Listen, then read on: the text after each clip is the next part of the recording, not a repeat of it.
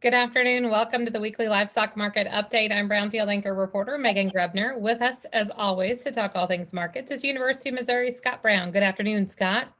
Good afternoon, Megan. All right, as we get things going today, two biggies when it comes to reports: livestock slaughter and cattle on feed. We'll get to those in a minute, but first, let's recap what happened this week in the markets. Yeah, on the cattle side this week, live cash cattle were basically unchanged on the week. We're trading just right around $1.20. On the feeder cattle side, most markets were anywhere from steady to $1 higher this week. On the futures side, the June live cattle futures contract was up $2.55, and that August feeder cattle futures contract was up $2.40. On the beef side, another strong week in terms of choice box beef prices. We gained nearly $9.25. That puts us at about $3.25 a pound on choice box beef this week for an average. On the hog side, cash barrow and gilt prices were down about $1.25 this week, and while the June lean hog futures contract was up strong, up about $6 on the week. The pork cutout value also gained this week, up nearly $4. I want to talk a little bit.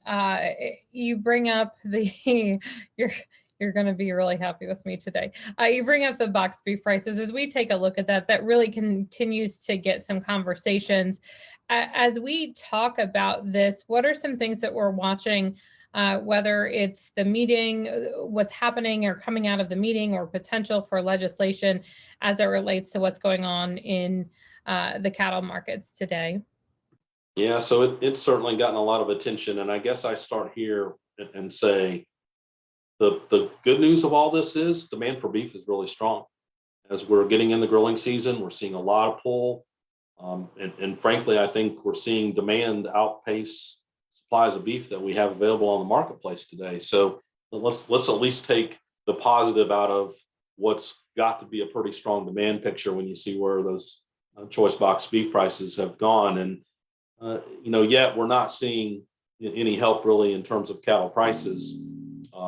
To me, a lot of that has to do with some of the slowdowns that we see as labor continues to be, I think, a struggle for some of these packers. I'm not saying that's all the issue that's going on, but we got a situation where, again, those COVID-19 costs from farm to retail have not gone away yet.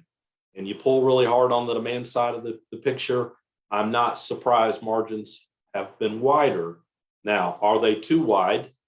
I always say that's really not an economist's question to answer as much as it might be a legal one at some point down the road. All right, let's talk weekly slaughter numbers. As we take a look at this week, we continue to significantly outpace a year ago. But again, that has that really big asterisk that goes along with it. Yeah, that's right. On the cattle side this week, USDA is estimating 669,000 head of cattle will be slaughtered for the week ending May 22nd. That's actually 29,000 head above a week ago, which don't want to make too much of that, but more cattle slaughter actually, I think, helps us as we push more beef forward. Relative to a year ago, we're up 97,000 head. So as you say, we were still in the slowdown, at least portion of cattle slaughter in 2020.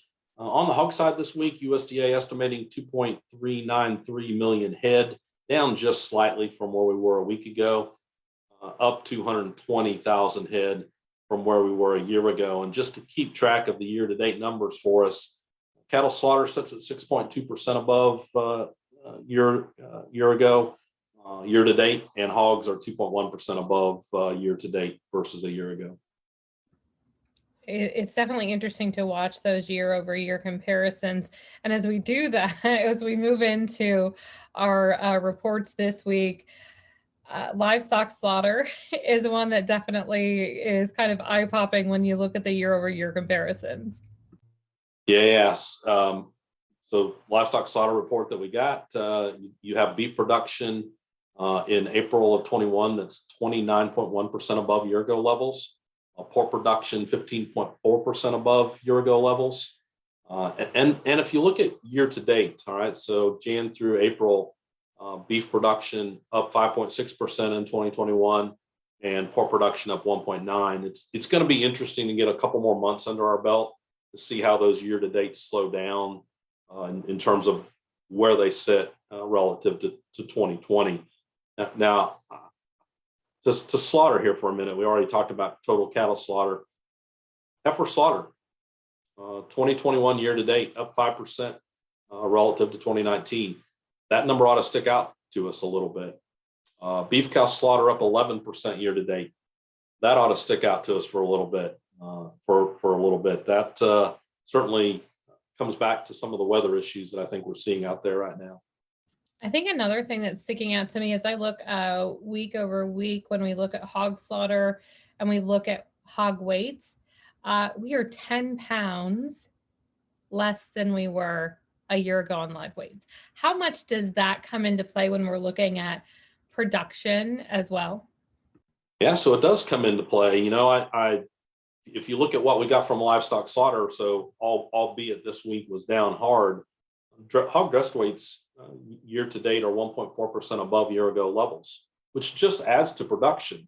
All right, so when we talk about pork production that's year to date 1.9% higher, if we didn't have those year to date higher dressed weights, we'd only be up 0.5%. So your point about, hey, weights were down really hard this week might remind us that we get weights under control. We get pretty tight in terms of production that might run even below year ago levels, especially on the hog side. Cattle dressed weights are also higher, 3.2% higher year to date. As we get more current and get further away from the effects of COVID-19, perhaps we continue to see those cattle dressed weights go down as well. And I always say $7 corn might have some bearing on how heavy folks want to feed these animals. Cattle on feed, the biggie this afternoon, as we take a look at that. The April number itself is a little shocking to look at. Yeah, that's right. So if you look at placed in April, the pre-report estimate would have said we were going to be up 121.3% relative to where we were a year ago. The report actually came in at 127.2.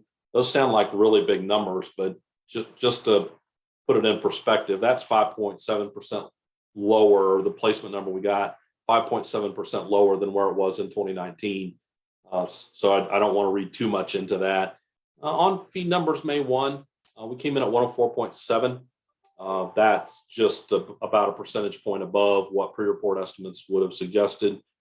Again, I think we are seeing probably more females headed to the feed yard that might have been kept back in better profitability days that are weighing on just total inventory we have on feed at any point in time. There's an economist who's always told me the cure for higher prices is higher prices. How concerned are we that we're seeing such a significant or such an increase in females headed to the feed yard or cows headed to slaughter, especially knowing we're still continuing to see pretty strong demand for beef, both domestically and globally? Yeah, so it is. Well, there's two sides to this, right? I sometimes say troubling. I'd like a bigger industry now. I think part of what's also going on, you know, we've got a lot of dry weather. If you look at pasture conditions, they're some of the worst that we've seen of late since we've really been keeping that information. I think that's got some folks in a liquidation mode that otherwise might not be. And if you remember back, the drought of 2012, all right, so that's when we got then by 2014 record cattle prices that even a livestock economist like Scott Brown could have made money in the cattle business, I believe, in 2014. But are those things possible, I guess, is the question going forward. And I wouldn't rule them out, especially if this dry weather continues for the remainder of 2021.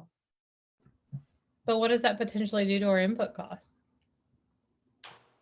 So it's a short run bad, right? We get higher feed costs. We have to deal with that, whether that's in the feed yard. Could that push feeder cattle prices lower? All of that says yes. Now, I will say 2012 drought and this drought, not exactly the same, right? So I think we've slid this drought potentially more to the west than what we saw in 2012. Maybe there's more dry weather to the north this time than there was in 2012, but some of the main corn growing areas, I won't say are fine, but not hurting as bad as we would have seen in 2012. So at the same time, we're getting pretty strong demand pull by China demand for U.S. corn that keeps corn prices high. But we could just see a pasture event here, I guess is my point. More Western focused, more kind of Northwest focused, that maybe doesn't hurt corn prices as much as it could hurt hay and pasture, both prices and condition. I know this is, do we also get concerned? I mean, we talk global picture, right? So we're seeing big purchases of corn from China continually. I think, are we 11 or 12 days in a row? How much of that too are we watching what's going on with the second crop in Brazil that's been under drought stress and has been under weather stress as well? And how does that potentially maybe shift the global corn picture, and then ultimately puts a little bit more, could it ultimately put some more pressure on our cattle producers here at home?